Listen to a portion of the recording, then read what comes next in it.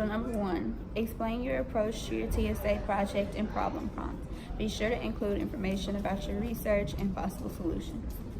So the way we came about the TSA project for the children's story that we chose, we were very excited, and we really just went direct with it because we just started, just pressing out ideas and just different ways that we could build the book itself. Our main priority was to build the book.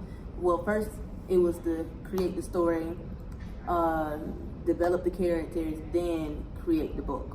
And some problems we did face were having to recreate a story from the original story that we already had planned and had already developed before time, which kind of knocked us off schedule, but it ended up, being complete.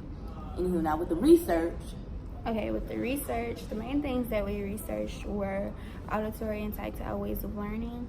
And so when we looked it up, the main thing that we really saw that we thought of using but didn't was adding in the way that blind people read, where they feel the words. We thought of adding that in so it could be accessible to them too, but we didn't. But then we saw different ways that we could include it, which is maybe putting stuff on her hair or the felt throughout the book to feel the different types of felt, and the furry balls, and the bells for ringing for auditory on the door, and all of those things.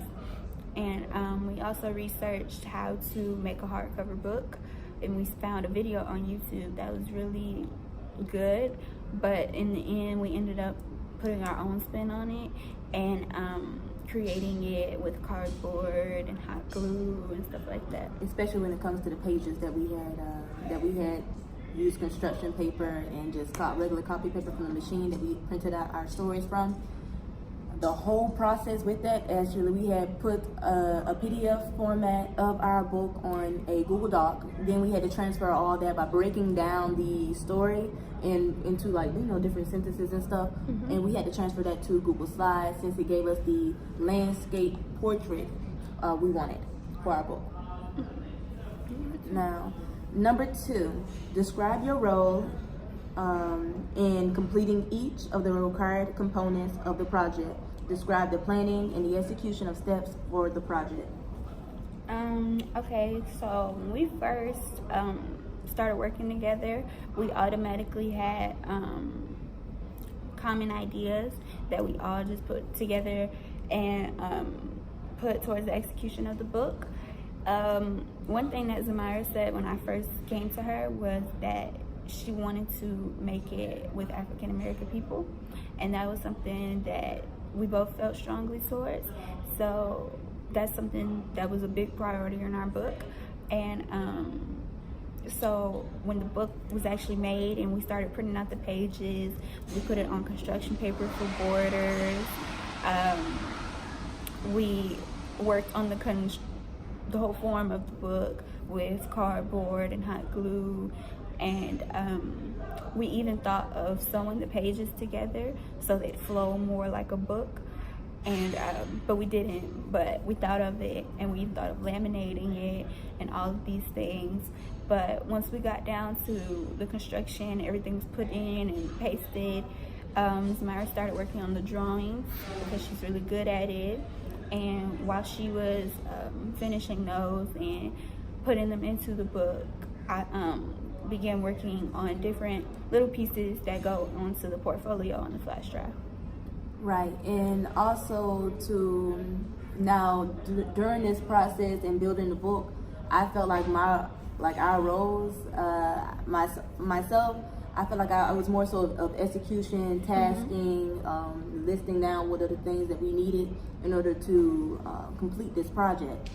Or to Myra, it was really more of gathering the products, it's having everything there to make the book what it is right now.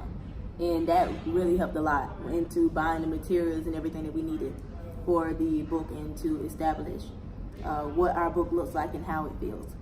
And the textile and everything, the felt paper and everything was all Tamara's idea. You want to elaborate some on what all you did? I think I started thinking about the felt paper and stuff, well, the felt sheets, because I had recently went to Hobby Lobby and I saw that they had a bunch of them, and I liked the way that they felt, and I feel like it would be good to include those into our book. So I went and got some of those, some pipe cleaners, because those, you could feel them too, and you could even move them if you want to in the book. And the furry balls, and just different materials that we needed to complete the book. And for the furry balls that we used, the little like the little fluff balls, what we did was, and I thought it was a great idea, to just cut the little cotton balls, cut it up to where I can then break it apart, and we could have it's far more soft and more fluffy than just having just the ball itself in that spear shape. It becomes like far more flexible. Okay, number 3, describe unique knowledge and skill that you gained as you completed phases of the project. How will these skills help you in a future STEM career? So with new and unique knowledge that I've learned would be time management, and just to be flexible if you're not on schedule, like to be resilient, and to really bounce back after having that little knockdown, especially since we had to recreate a whole entire story and build a whole entire character and theme for the plot of our book. There's some ways that I believe that this will help me later in life or in the future. I feel me wanting to become a sole proprietor or an entrepreneur. I feel like a lot of the products and everything that I have some ideas on or some ideas about, especially with the different components, if it does not work, or if we're not on time, or if we're not basically on schedule, there's always a plan B, C, and D, especially with me being a planner. Okay, I think some skills that I gained were definitely teamwork skills, communication skills, and just learning how to overall put together a book and make it flow. I think that would help me in the future if I ever wanted to make my own book. I could, just different things that I learned now, I could use later on in that book. Of course, with more tools and resources, but yeah. But I feel like I could use them later on, and or if I ever wanted to do anything with business or anything like that, I'm gonna have to have good communication skills with other people and teamwork skills. And our communication skills were really on point. Like it was beyond a 10 if you did a scale from 1 through 10. Myself also, I feel like another skill that I'm still improving and working on is my teamwork skills.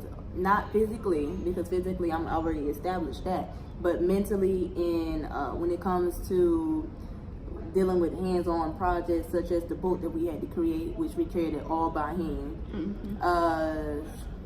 And just learning how to elaborate and bring on and accept. I mean, I had no problem accepting any new ideas, but really to just find a compromise or a balance between our ideas and bringing that together and building that book. Number 4, what areas of leadership outside of school and this project helped you as you completed the TSA project? I think some areas of leadership that helped me was little volunteering that I've done at Boys and Girls Club.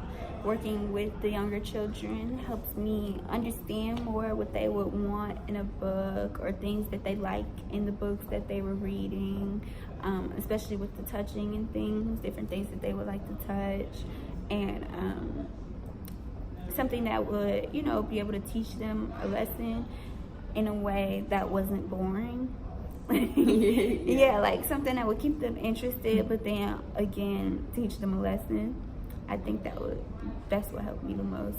With myself being associated with the GRTC program here at Chimbley Charter High School, if it's one thing that we have done is the Junior Achievement Program, and that's basically where the cadets of the GRTC program goes over to the Oak Cliff Elementary School, and we mentor and teach a class starting from pre-K all the way up to 5th grade on the lesson plans that have been established to us for that area. And if it's one thing that I have picked up from that, and what I continue to pick up, especially dealing with the project, is just learning the different areas and the skills and the way children develop and how they learn.